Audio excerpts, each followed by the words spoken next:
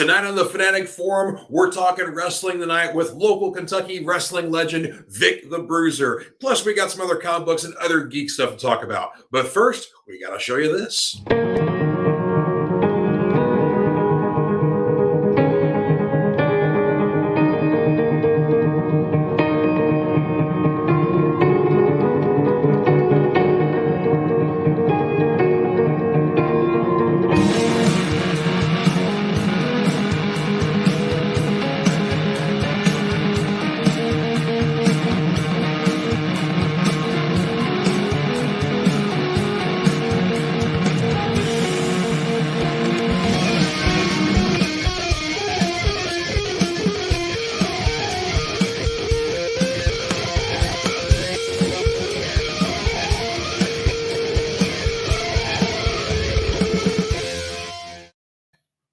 Hey everybody, happy Friday and welcome to the Fanatic Forum. I'm your Fanatic and host, George Buehler.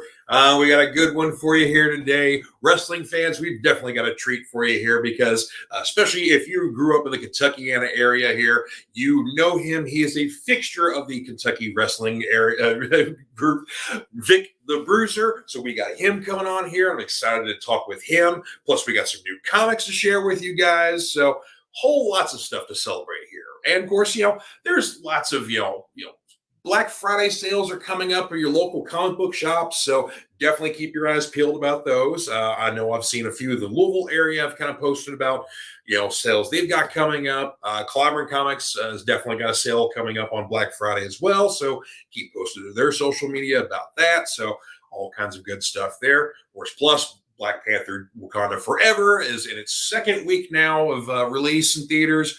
It's taking in all the money. I'm not going to talk about that in depth just yet because, I'm sure people are still out there, haven't seen it yet. So we're going to wait. So we won't get too terribly in depth. But yeah, so very much looking forward to, talking in depth with you guys about that. Some of the things that maybe they've revealed, for future, stuff for the MCU. But yeah, lots of new precedent set here, but definitely worth checking out. But enough of that stuff here. We got a guest to bring in here. I'm excited about this one here. He is the notorious VIC, the bonecrusher. You know him, you love him, Vic the Bruiser. How you doing, sir? I'm doing great. Thanks for that introduction. Man, you went way back. Bonecrusher? Wow. I do my homework. There you go. How you doing tonight, sir? I'm doing good. How are you doing? I'm great, man. It's Friday night. It's showtime. I'm ready to go here. So that's what I'm talking about. Let's have some fun. Absolutely. So, of course, we're bringing you on here especially because you are celebrating your 29th year as a wrestler. And 30 now. Oh, my gosh, 30 years. 30 years. 30 years. Wow, man. That is, but of course, to cap this all off, you've got a special show coming up on December 3rd in Brandenburg, and it is your final show. Yeah, I announced it over the summer. I thought about it, and I felt that it was time. So, yeah, December the 3rd, Brandenburg, Kentucky, my hometown. I'm bringing the Legacy of Destruction tour to an end right here in my hometown. Oh, say it ain't so, man. Oh, that's what everybody said. Trust me. Oh, no, you can't quit. You can't retire. So, no. I'm wearing my colors tonight here, so. Hey, that's what I'm talking about.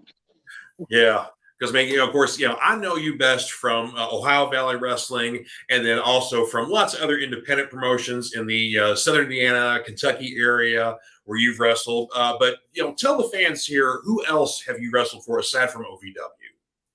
Oh, let's see. After I left OVW, I started traveling to Tennessee and worked for a promotion down there, Southern Championship Wrestling, which was ran by Bo James.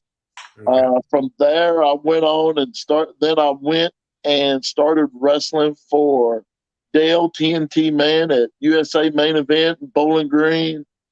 Woo!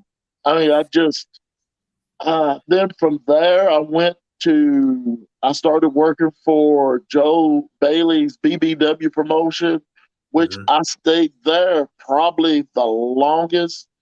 And then I left there, and then I started a nice little run with the NWA. Oh, yeah.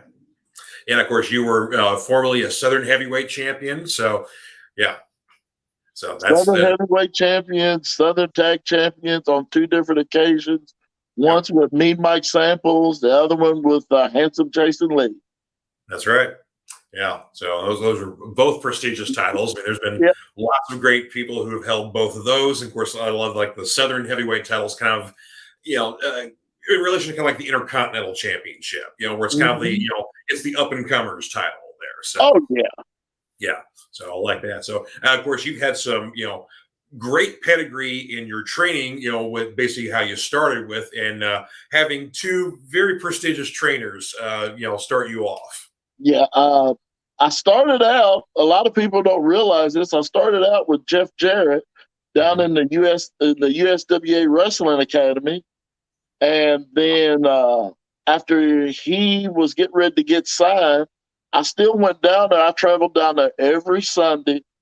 That didn't go over too well with my mom because I was missing church. But, I was trying to follow that dream. Yeah. Then I started, when Jeff left, his grandfather, Eddie Marlin, took over the class. And I still continue to go down there. Then my brother told me about Nightmare Danny Davis getting ready to open up a school over in Jeffersonville. And, well, what can I say? The rest is history. Oh, good old Mechanic Street. Yeah. Actually, before Mechanic Street, it was on Watts. That's right. It was. It was on Watts. Yeah. We moved to Mechanic Street when the quadrangle. But yeah, then from Watts we moved to Mechanic Street. Oh man. Okay. Yeah. Wow. A lot of history in that building. I drove by a couple of weeks ago and just sat there in front of it. Just remembered how this is how it all started and this is how it all began. Yeah. Yeah, of course. I mean, I've heard so many stories with the history of OVW, and a lot of famous classes that came out of there, and people who numerous wrestlers who went on for have great careers. Whether they stayed locally, whether they went nationally, or whatever else.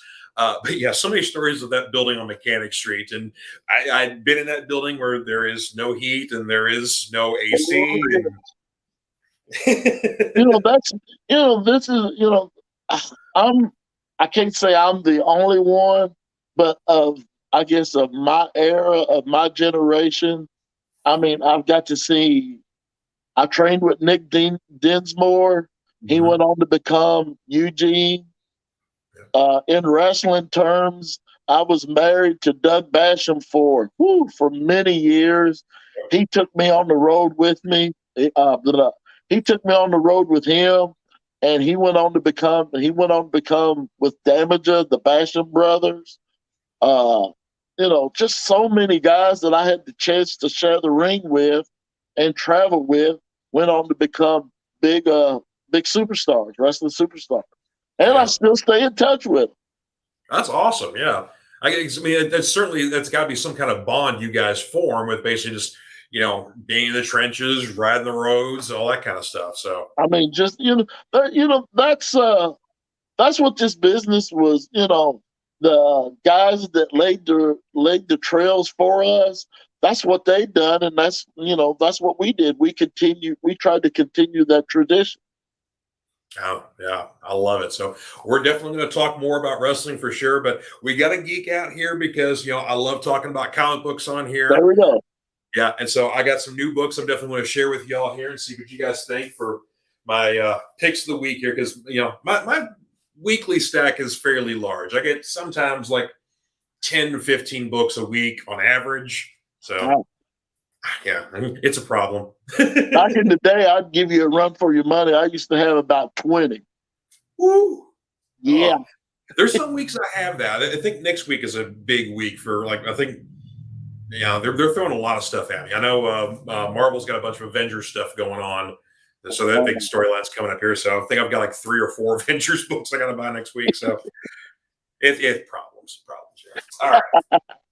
All right, here. So I got a couple of good Marvel picks here for this week here. I got a pop for my guy Blade here. Yep.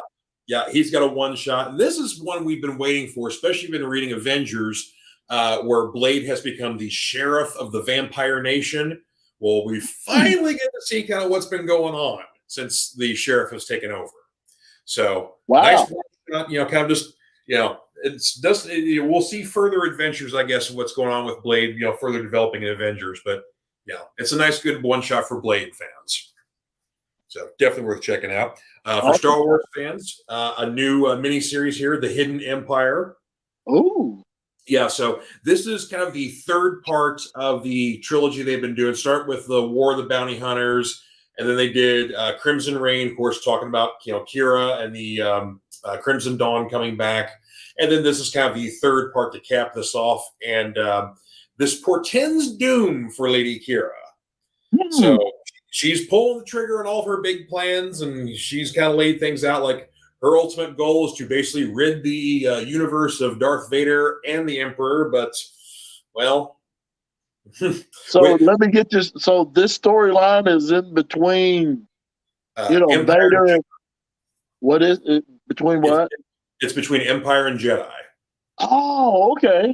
Yeah. So basically, War of the Bounty Hunters, that one started off as kind of like, this was the story of how Boba Fett got Han Solo to Jabba the Hutt after he was encased in carbonite. And then that kicked off a couple other stories that basically involved the Crimson Dawn, which is, the largest criminal organization in the Star Wars universe that we kind of saw some glimpses of through like Rebels, the Clone Wars cartoons, the Han Solo one-shot movie. So we saw a little bit of that. So this is kind of like brandishing that out a little bit more, making Lady Kira kind of canon within the Star Wars universe. So, but again, since we know that Lady Kira isn't in Return of the Jedi or anything like that, it's like, yeah, and Vader and Emperor are still alive when we get to Jedi. So can't mess with Vader. Yeah, man, he has proven that a couple times recently, like the Obi-Wan series, Rogue One. Like, we're going to see Vader. We're geeking out here. They need to do a Vader movie. I don't know why they don't pull the hammer, but they need to do a Vader movie. They've done an Obi-Wan series, or give us a Vader series. I mean, tie them together. I'm with that. I mean, they're even still trying to talk about doing a Luke Skywalker series that is like either taking place after Return of the Jedi or something along those lines. One of those kind of like between the cracks sort of series, because they show with the Mandalorian show, like, well, it's like we can put a scan over somebody's face and Mark Hamill's voice, and there you go. There you go. I mean, that would be good because there was so much left out in the last Star Wars trilogy. With Ben Solo.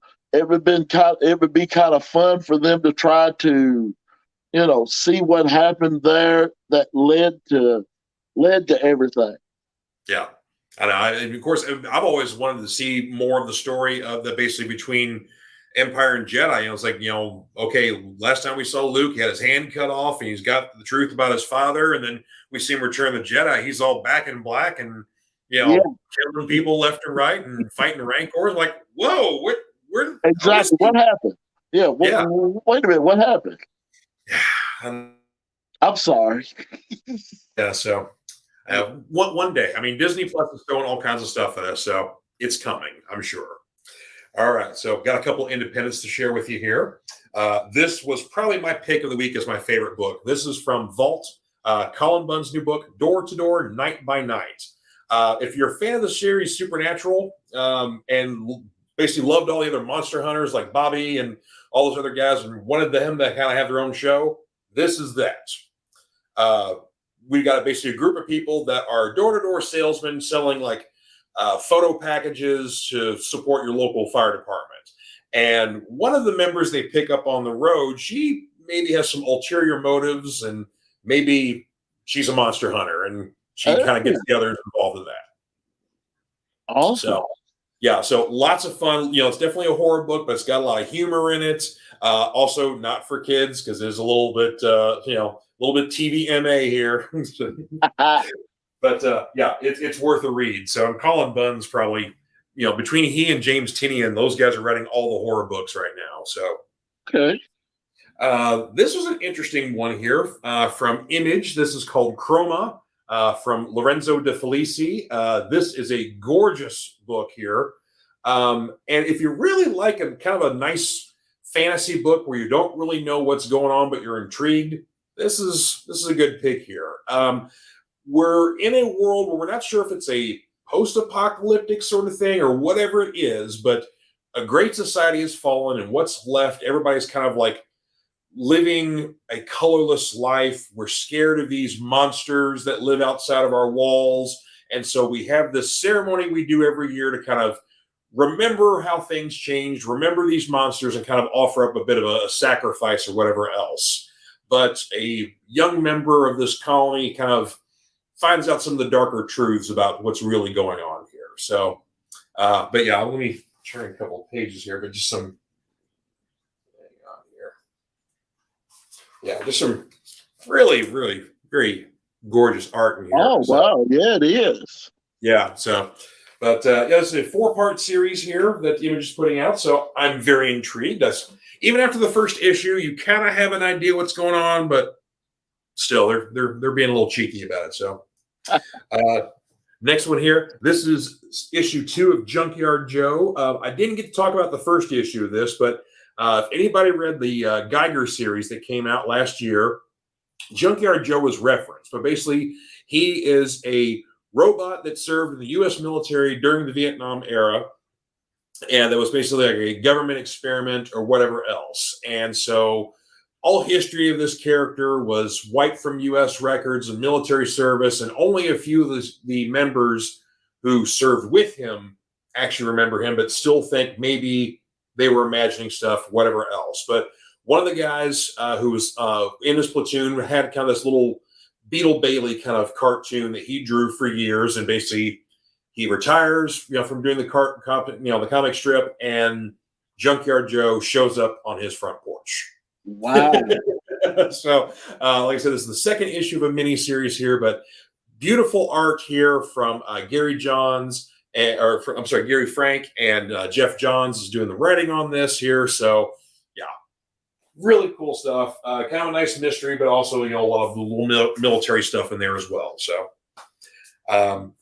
not going to do necessarily a big review on this, but I had to show off this alternate cover here from Something is Killing the Children, number 26. Oh, this is John Boy Myers.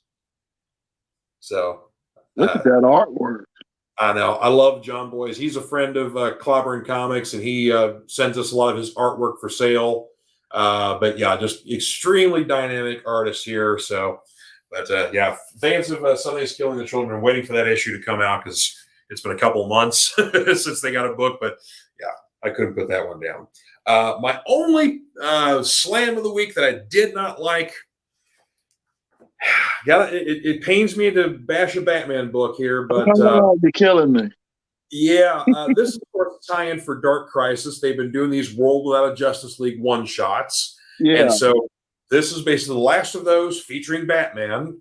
And we thought it was going to be kind of cool because if you've been reading Dark Crisis, you've seen this kind of like weird alternate version of Batman where it's kind of he's not obsessed with bat, it's with clockwork, and everything runs with precision and whatever else. So the only problem is when you're trying to introduce an extremely complex idea and you take more than half the issue to explain it, and then when you finally pull the trigger on what's going on, you're kind of like, eh.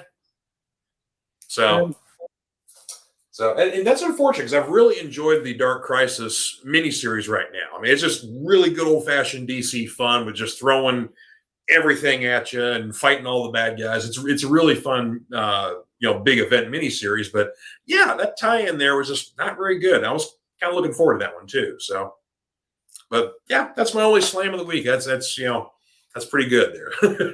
Well, yeah, those were some good books. Image, I've always liked Image. They've always come out with some really killer books. I mean, dating back to when I guess all the artists and creators from DC and Marvel put that company together. Yeah. That because I got a lot of their number ones, and then that was it.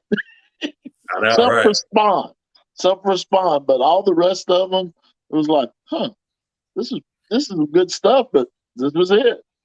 Yeah, and like Wildcats, they just had a comeback.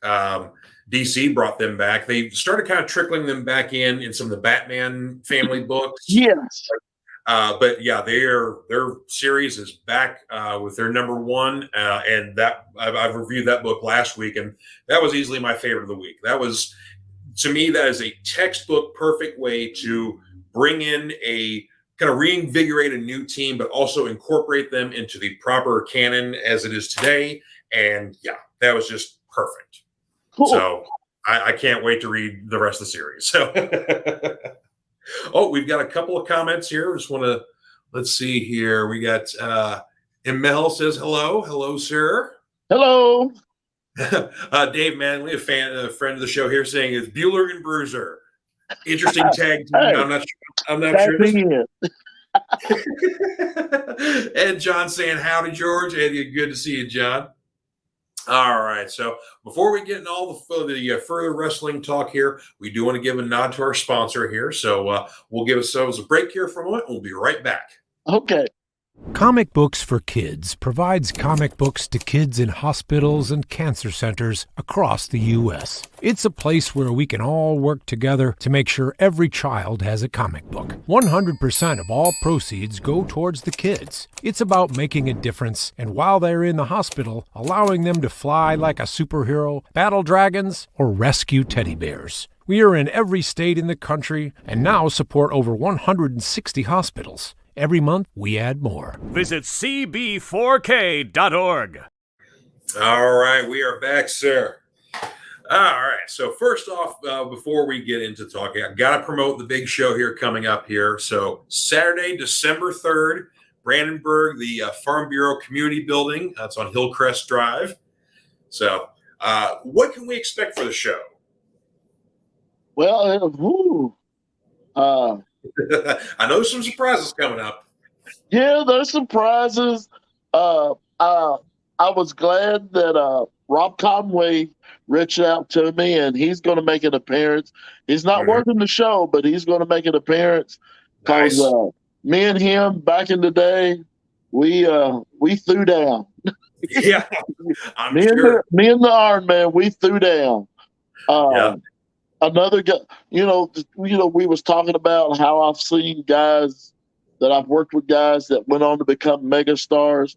Well, I got a young man coming in, Chase Stevens. Yep. I remember him. Quick funny story about him. We was wrestling down in Evansville at the Coliseum, and the week before, he saw me just demolish a kid that didn't need to be in the ring. Just literally demolish him. Well, he looked on the board. Next week, it was going to be me and him. And a funny story, years later, he was telling me, he said, brother, you realize when I saw that I had to work you, I went home. And he's a professional.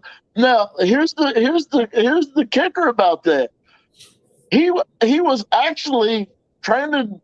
He's a professional boxer. I mean, he's got he's an amateur boxer because he boxed in the Army and everything. Okay. And he was telling me, he said, man, I was at the gym and I was speed boxing, and I was like, he's not going to do me like he did that kid. I'm just going to show him right now. And I remember this. So we get out there and we lock up, and he locked up, and I was like, whoa, brother, he's up. And he was like, and you saw this look on his face like, oh, my God. I'm like, relax, kid. It'll be all right. And then the match went on. The match was great. I enjoyed working him. But, that was a story he told me years later. And I was like, yeah, I remember that night. You like to tore my head off while locked up. But, he went on to become a multi-time NWA tag champs with TNA and Impact Wrestling. Yeah. So, I still remember them, yeah. Yeah, no, there's a lot of surprises. I got some OVW guys that's coming in. Nice. Then I got some really good local guys that are really good and talented that's coming in that uh, that's hopefully Mhm. hopefully they'll be the future of the business. Awesome. Yeah. And speaking of the future of the business, so do you watch wrestling, still today? To be honest with you, it's hard. Okay. I don't. I'm not gonna. I'm not that guy that's going to get on here and bash it. Yeah. I understand that they're reaching a whole new demographic. I understand they're reaching out to a whole different crowd, Hmm. but they're taking away from what wrestling really was about. Yeah.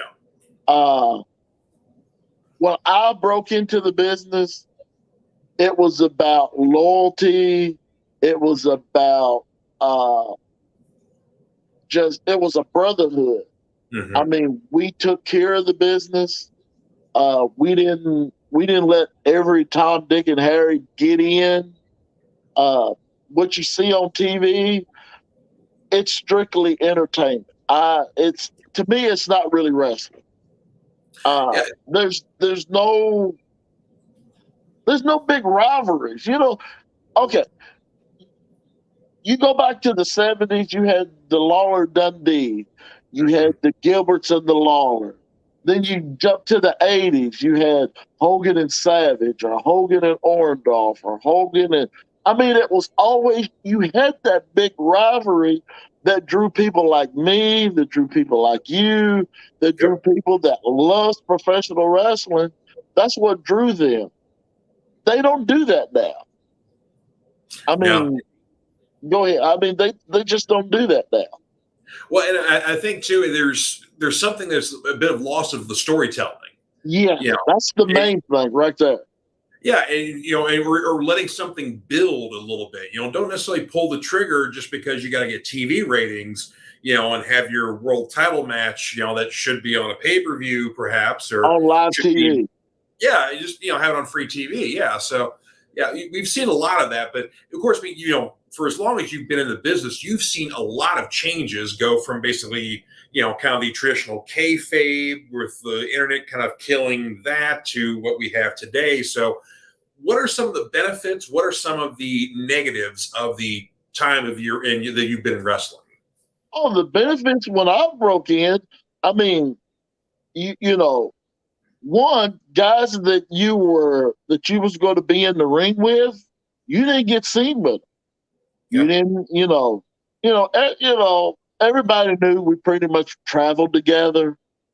But when you got to that arena, Mhm. you were the fans did not see you. Right. Now you got guys. They're at a bar. They're taking selfies with each other. They're high fiving. They're drinking and doing. That's fine.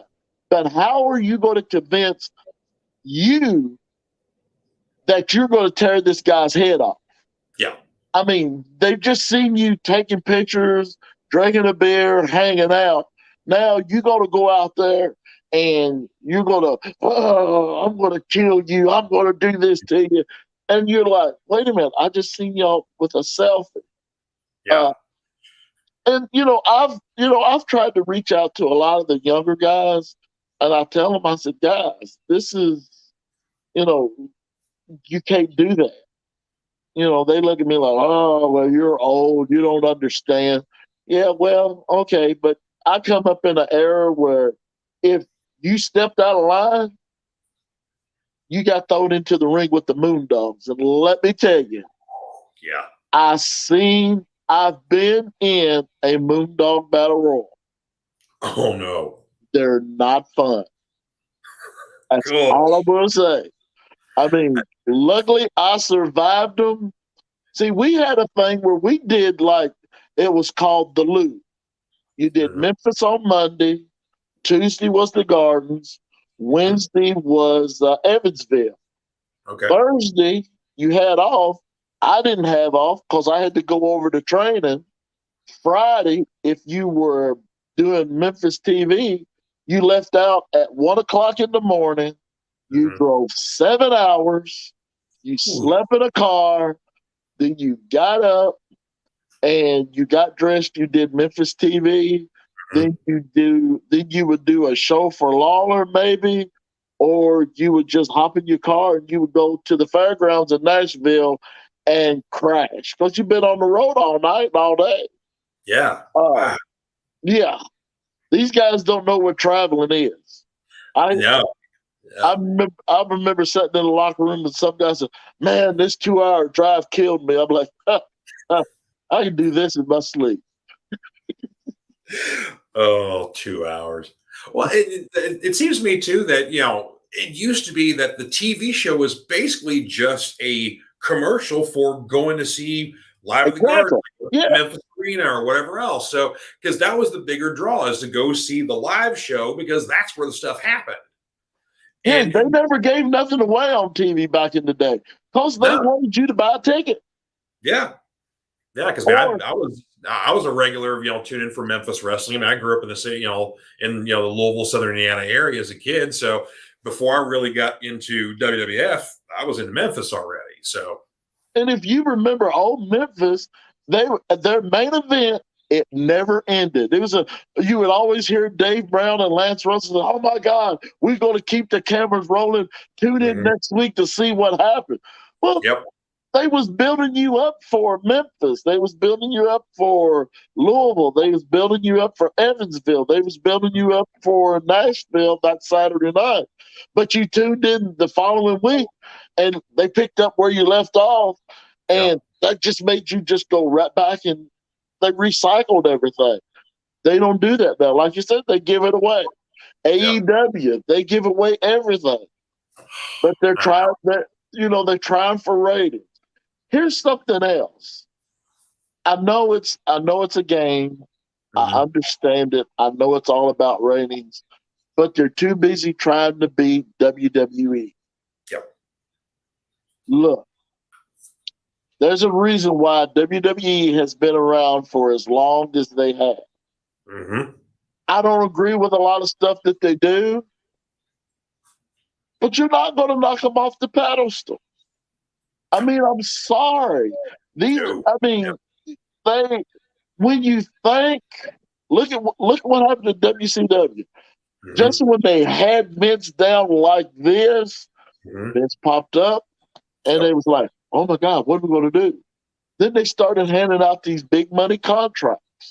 Yeah. AEW's doing the same thing. You're selling wrestling. Get you a nice stable of talent and let that talent draw for you. Right. That's the name of the game, drawing.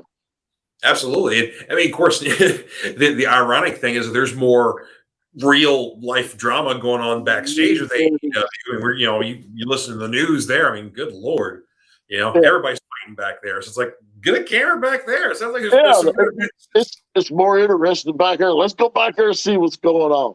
And see, that's another thing. You got the egos. Yep. Don't get me wrong. There was egos back in the day. Oh, sure. But it wasn't as bad as it is now because you got guys that are scared that somebody's going to take their spot. If you're worried about that, you better step up your game because that's what they told us. Yeah. Look, if you're worried about this kid right here, you need to step up your game. I mean, there's got to be a reason you're worried about him because he's your size or he's stronger or faster or whatever else. So I mean, and because I'm guilty of that. I've ran shows. I've promoted shows, and I pay attention to what's out there. Who I'm bringing in. They got a good look. I'm going to do something with them. I'm going to talk to him. I said, look, every time I run a show, I'm going to put you on it. But you got to clean up some things here. You got to do some things here. And they do it. And then when I book another show, they're right there and they're Johnny on the spot. They listen. Yeah. Now, the guys now think they know everything. Yeah. Look, I've been doing this for over 30 years. And every time I get in the ring with somebody, I learn something. That may even be a generational thing too with a lot of the younger wrestlers. So Yeah, it I is. mean, and to make me sound kind of old and out of date, but it annoys me when basically a rivalry or trash talking between two rivals will happen on social media, but it won't happen on TV. I'm like, it's not real if it's not on TV. Exactly. Yeah. Why do you want to waste that energy on Twitter, on Snapchat, or on YouTube or whatever? Do it on live TV so the fans can say, "Oh my God, he's on. We got to buy a ticket for this. We got to buy a ticket for this." I mean, do you think when me and Gary Valiant was in our thing, do you think, well, we didn't have the internet. The internet wasn't that big. But do you think our feud and our rivalry would have went as far as it did if we'd have did stuff, I'm going to tell you this, I'm going to blah, blah, blah, blah, blah, on social media? No. Because your real wrestling fans, old school fans, they're not on Twitter, they're not on Facebook. So, but you made a point earlier. We were talking about that. There's like this whole new kind of generation of people that wrestling has to appeal to. That maybe they didn't start out as wrestling fans. You got to try to hook them in this way, and maybe you'll get you got there are a lot of people whether you're WWE, AEW, wherever else that they're kind of like anybody can agree this is a good worker here. Like Daniel Bryan is a really good example. It's phenomenal. A guy like him is like he can do the modern stuff, but he's legit. He's a good guy there. There's it's maybe a fan, a new fan will eventually kind of see like the lights and maybe get a little further into their wrestling history and dig. But for the most part, it's kind of unfortunate. You get kind of just the peripheral fans, so to speak, or the folks just maybe tune in for WrestleMania once a year. That's it. So. Yeah.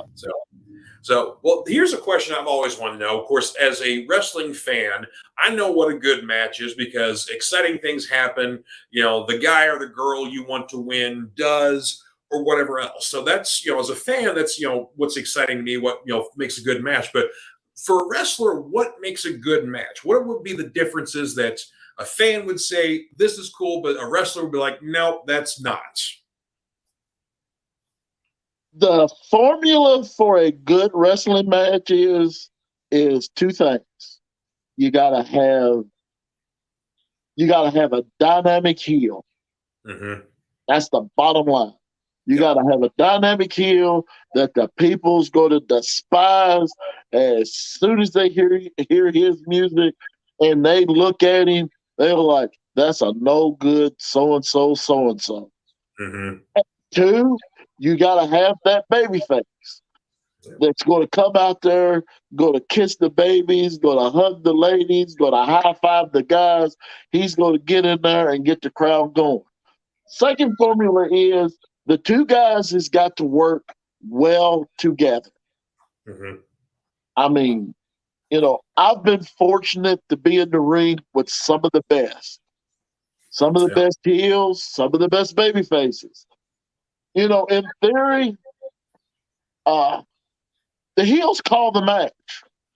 Okay. I mean, that's wrestling 101. The heel calls the match. I don't care if unless you're an experienced babyface, the heel calls the match. That heel can set me when I was a heel, I would listen to the fans. Okay. I would listen to the fans and I would talk to the referee. I said, you see how we got him? Let's bring him up a little bit more. Bring him up a little bit more and then take them right back down to where they're like, oh, if I could just get in that ring, I would smack his face. That's what's missing today. Nobody knows how to build that crowd, get that crowd reaction up, and that baby face is right there. And you got to have the baby face that's not scared to sell. Yeah. Guys now do not want to sell. They're like, oh no, can't cuss, but I got to get my stuff in. I can't go out there and look weak. You big dummy. If that heel is beating your tail, you got pictures and everything out there. Guess what? Everybody's going to go over to your gimmick table and they're going to buy your picture and they're going to come up to you and say, oh, if you had 5 more minutes, you would have got it. Mm-hmm. They don't understand that concept. It's empathy. It's empathy almost. Yeah. You're and I've watched so many matches. I've watched so many matches. I've watched baby faces. I've had guys tell me, Vic, you're a big guy. Why do you sell like that? I said, you hear those people? Those people are like, come on, Vic. Come on, Vic. Vic, Vic, Vic, Vic, Vic, Vic. I get to smacking the mat. I get to shucking and jiving. There's the heel right there to cut me back down. Till finally we got him to where, all right, let's go. I mean, that's the formula. I don't care who you are, what you are, that's the family formula. And as for you as a wrestling fan, that's what you want to see. You want to see that drama build. You want to see, oh my God, come on, Vic, or whoever you're cheering for. Oh, come on, you got it, you got it, you got it. And then thumb to the eye. You're like, oh. I mean, it's the little things. And that's what I tell people. It's the little things. You ain't got to do a suplex or a flying whatever. It's the little things. Thumb to the eye, a throat gouge. It's the simple thing. Me, I used to reach down in my tights. People would go nuts. He's got a chain. I wouldn't have nothing. Wouldn't have a thing. Referee come over and check me. Says, Vic, you got anything? No, sir. And people said, he's a darn liar. He's got a chain. They never saw a chain. But that's the first thing that pops in their mind. He's got a chain. Yep. I'd go back to it again. Oh, ref. And I wouldn't even take it one step further. I'd stick something underneath of my arm that ain't even there. And they're sitting there going, oh, check underneath of his arm. Check underneath of his arm. By that time, the referee turns around. I done pulled it, stuck it back down here. I raised my arm. There's nothing there. Would drive the people nuts. But nobody wants to do that. Nobody knows how to do that.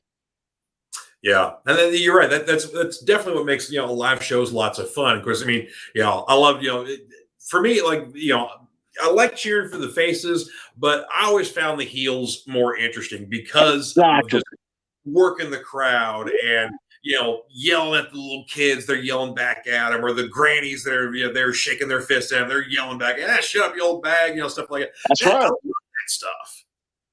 So that was so entertaining about you, and of course, one of your other OVW running buddies, Randy Royal. Yeah, hopefully he's going to be on the show on December the 3rd. Hope so too. Yeah, that would be fun. But I love watching guys like you all work and just work the crowd. I mean, I don't want to call myself, smart or anything like that, but I'm aware of some things. Even I get caught up in what's going on because it's fun. It's part of the performance, part of the show. This is, because every once in a while I train somebody, and I always tell them, I said, look, Batman wouldn't be nothing without Joker. Yep. Superman would be nothing without Lex Luthor. Mm-hmm. Spider-Man would be nothing without Doc Ock. You see it? For every superhero, you gotta have that villain that's there to just stick it to them. Yeah. I mean, the Avengers, without Galactus, without Thanos, without whoever. Right.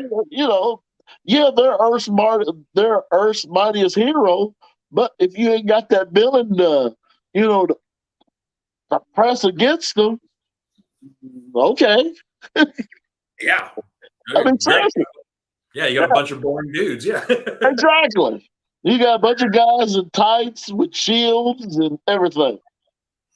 Oh, that's fascinating. Yeah, I love hearing about a lot of the behind the scenes stuff and whatever else. It fascinates me because it kind of just for me it just delves me even further into the world of wrestling. I want to know more about the history and the stories behind the rivalries and stuff like that. So yeah, just for me, I always kind of perpetuate that with younger fans, like get on YouTube and just dig around and find some weird obscure stuff or whatever else, or watch some of these shows they got here, like Tales of the Territories or Dark Side of the Ring. They kind of get into the real interesting history of stuff here. Yeah, because that's what it is. If you go to school, you're gonna learn about history, right? Mm-hmm. Sure. Okay. If you work at Ford, ain't you gonna pick up a book and learn about how to do this, how to put a part here, how to put a part there?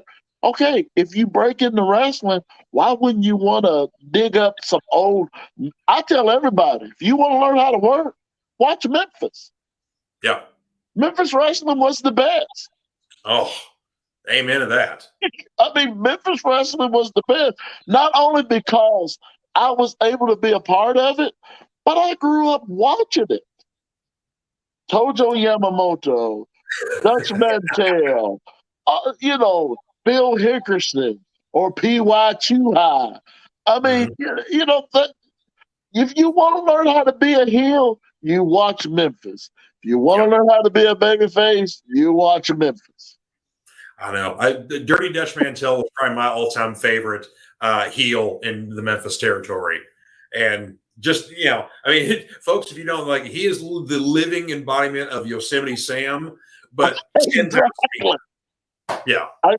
I got a funny story. I got to tag with Dutch for UCW, and it was the Western Kentucky State Fair. Okay. And it was me and Dutch teaming. And I had a plant sitting out in the audience. I didn't tell Dutch about. When we come out, Dutch was cracking shoe baby, and I'm doing my thing. Well, this guy kept running his mouth. I hauled off and I hit him, and he went through four rows of chairs, and the people went. I crawled back up into the ring. Dutch looked at me and said, "Well, looks like I'm going singles tonight." He goes, "Vic, you going to jail?" I said, "It's all right, Dutch." Dutch is like, "No, I don't think so, because that guy, he's holding his jaw and he's talking about lawsuit." Terry England, the promoter, he almost crapped his pants. Oh, He no. didn't know that he was a player. And this guy kept saying, I'm suing.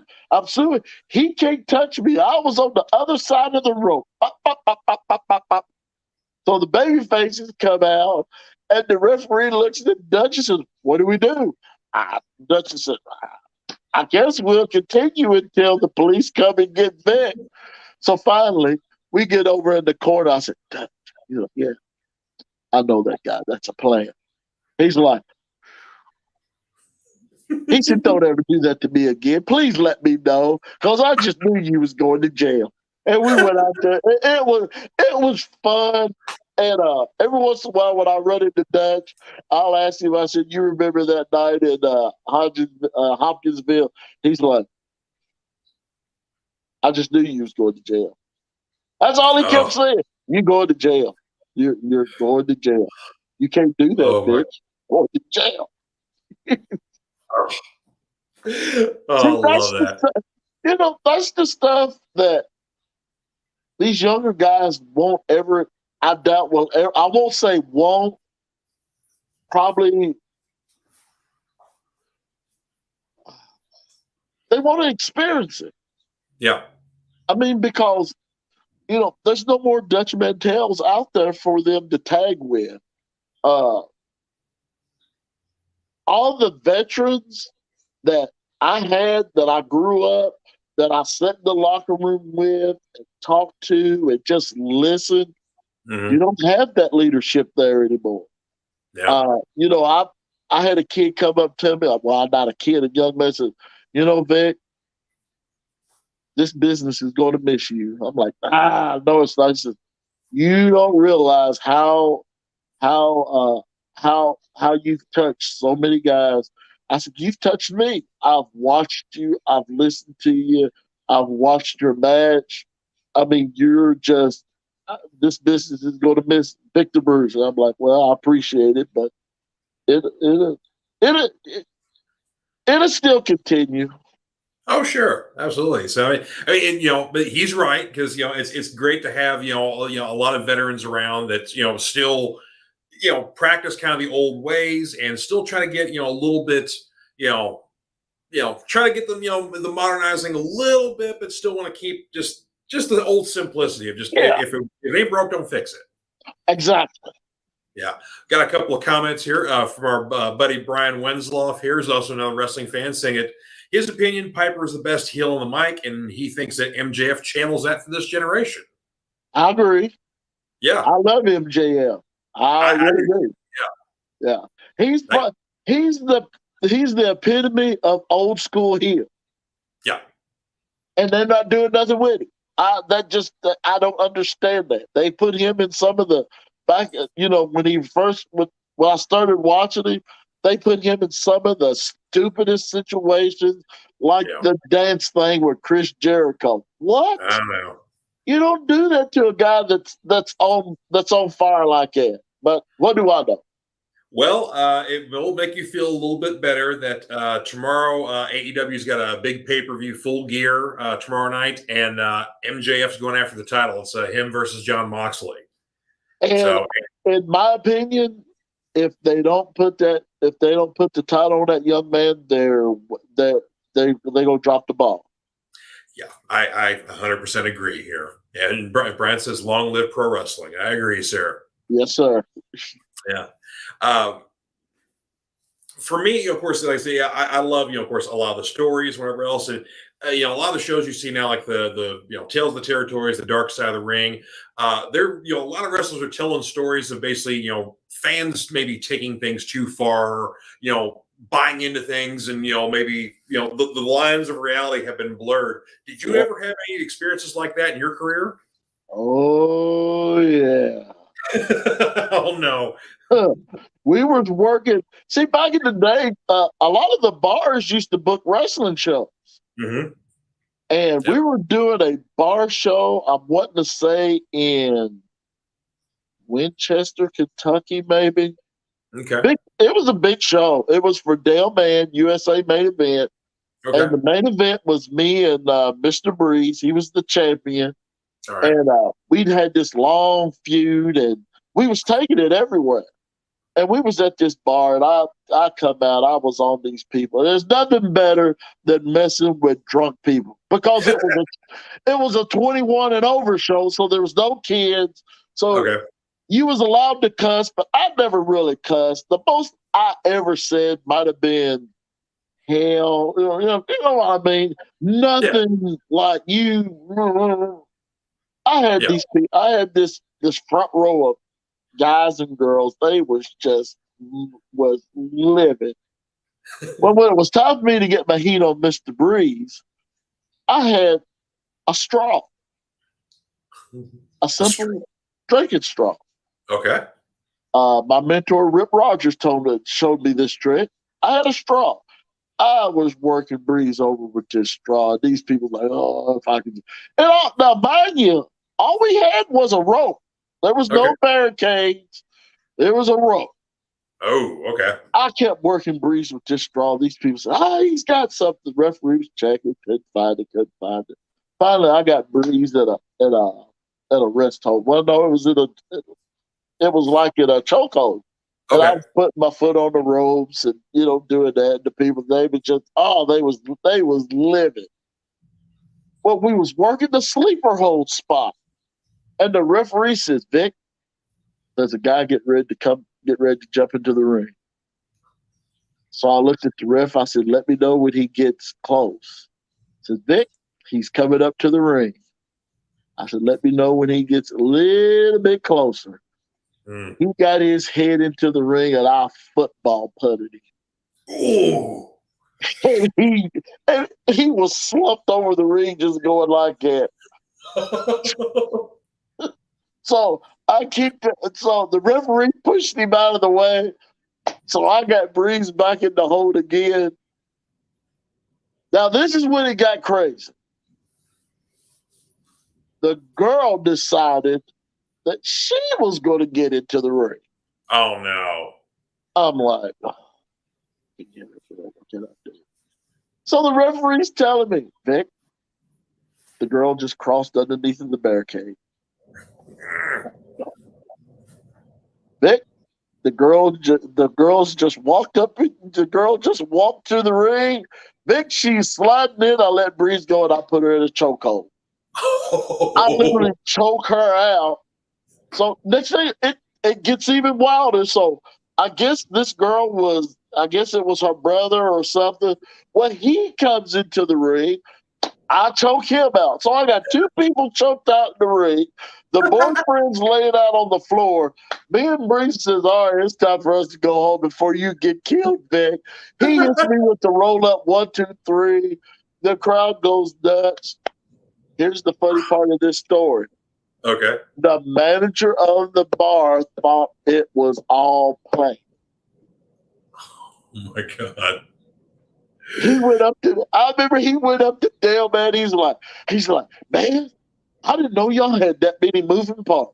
Y'all got people that comes out of the ring. Y'all got people that comes into the ring, and you got that big black guy just, oh, that was good stuff. That was good stuff. And Dale was like, "Yep, just give me the buddy. Let's get Vic out of here."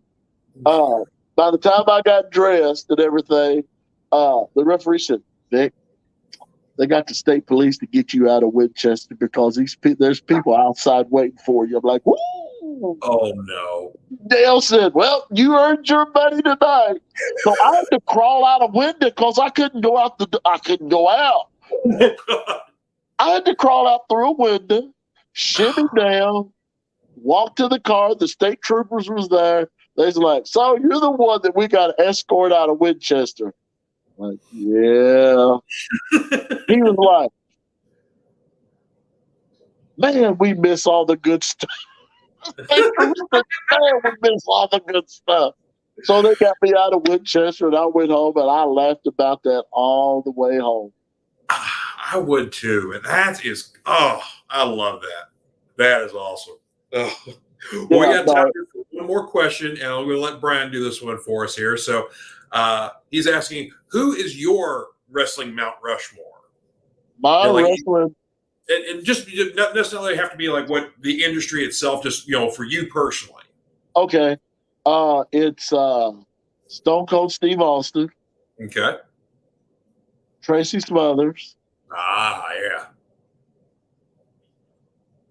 yeah. Randy Savage. Mm-hmm.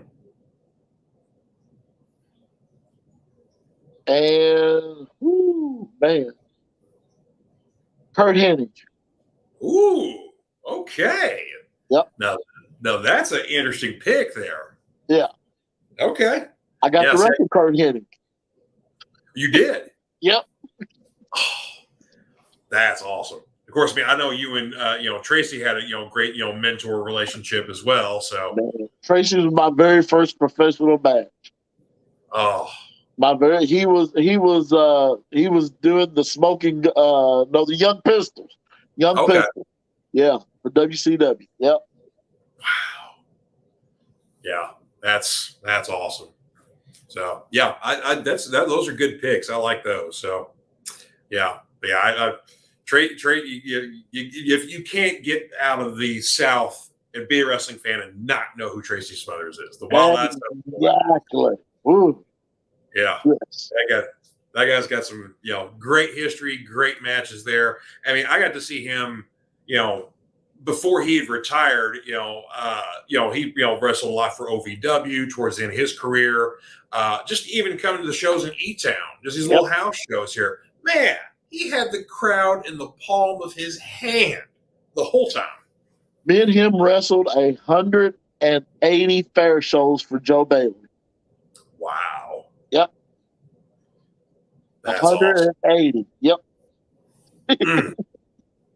Yeah. See, like we said at the top of the show here, I mean, this is a 30-year career here, folks. And, December 3rd here, got to bring the graphic up here. Coming to a close here with the final match of Vic the Bruiser. It's going to be in Brandenburg, Kentucky at the Farm Bureau Community Building on Hillcrest Drive. Let's see, we got the meet and greet from 5 to 6 with the special VIP tickets of $15. If you buy them ahead of time, $20 at the door. Or for general admission, $10 ahead of time, $12 at the door. But you got to get that meet and greet, man. There's going to be a lot of faces here, aside from Vic, that you will want to get some autographs for. So, yeah. So, I personally, I can't wait for the show. I know it's going to be a lot of fun. So, but Vic, I got to thank you very much for being on the show here, taking some time out. Thanks for having me. Absolutely. So it's great to talk to you here and kind of get a little bit of wrestling history, wrestling know-how here. And like I said, folks, you got to, Brandenburg, Kentucky, December 3rd. Yeah, that's going to be a fun night. So, I'm going to let you go here and say goodbye to the folks here. But again, thank you very much, Vic, for being on here. Thank you, and God bless you. All right, take care. That was awesome, folks. So glad Vic got to talk to us here, share his wrestling knowledge here, and experience and whatnot. And, of course, we got to geek out as well here. So next week on the show, it's not a wrestling show, but my buddy John Cosper is going to be on here because he's got some new books he wants to promote that actually aren't his wrestling books. We know him very much for his wrestling biographies, but he does a lot of fiction and horror writing, so we're definitely going to talk to him about that. So looking forward to talking then and whatnot. So you guys have yourselves a wonderful weekend. Catch up on Andor. Go watch Black Panther. I know Titans is starting up, so lots of cool geek streaming stuff to check out here. I think the menu just opened up this weekend, so for horror fans, that one might be worth checking out. Looks kind of fun. So you guys have yourselves a wonderful week, and I will see you next time on the Fanatic Forum. Bye-bye.